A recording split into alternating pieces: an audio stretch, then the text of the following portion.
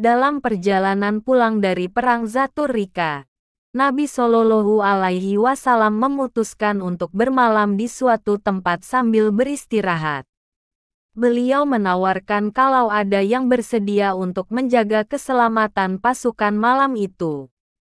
Berdirilah satu orang Ansar, yakni Abbad bin Bishr, dan seorang Muhajirin, yakni Ammar bin Yasir. Rasulullah Shallallahu Alaihi Wasallam menyuruh mereka berdua untuk berjaga di suatu tempat yang disebut pintu Syib. Mereka berdua pun berangkat ke sana.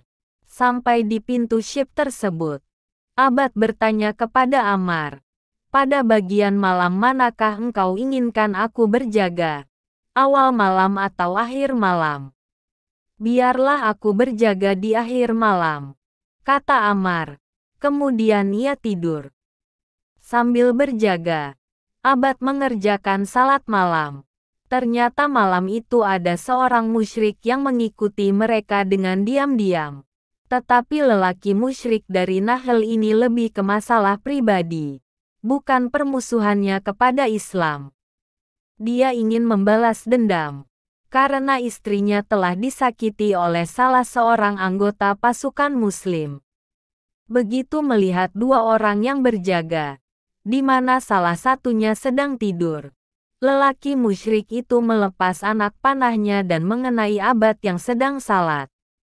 Walau terpanah, Abbad tidak menghentikan salatnya. Ia mencabut panah tersebut dan terus salat. Lelaki musyrik itu memanah lagi dan mengenainya. Tetapi itu pun belum menghentikan Abbad bin Bishr dari salatnya. Pada kali ketiga ketika panah mengenainya, Abbad ruku dan sujud. Kemudian membangunkan Ammar dan berkata, "Bangun dan duduklah. Aku telah terpanah dan tertahan di tempatku." Lelaki musyrik tersebut telah melompat keluar dari persembunyiannya untuk menyerang.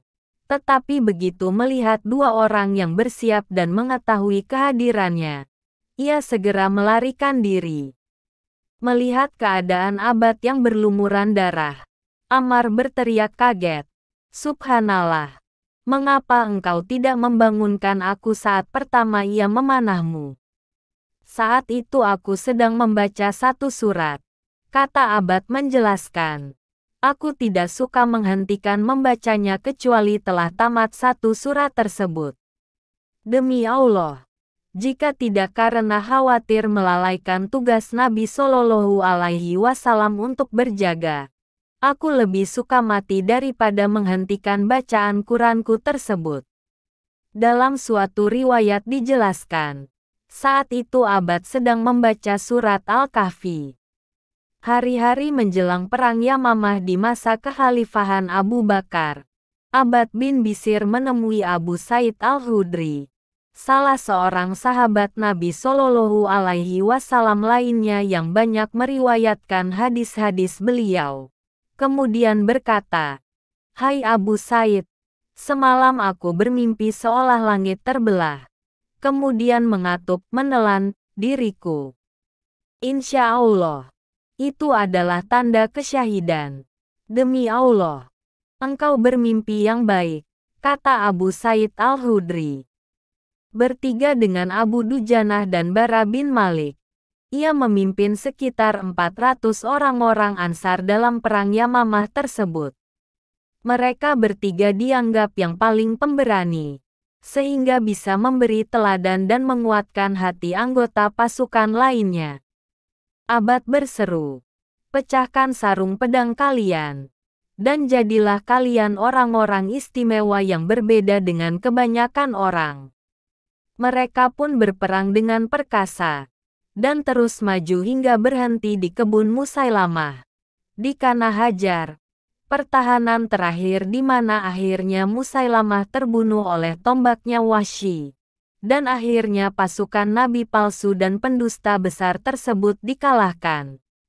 Abbad sendiri akhirnya menemui syahidnya dengan luka-luka yang begitu banyak, termasuk di wajahnya, sehingga ia sulit dikenali, kecuali dengan tanda yang ada di tubuhnya.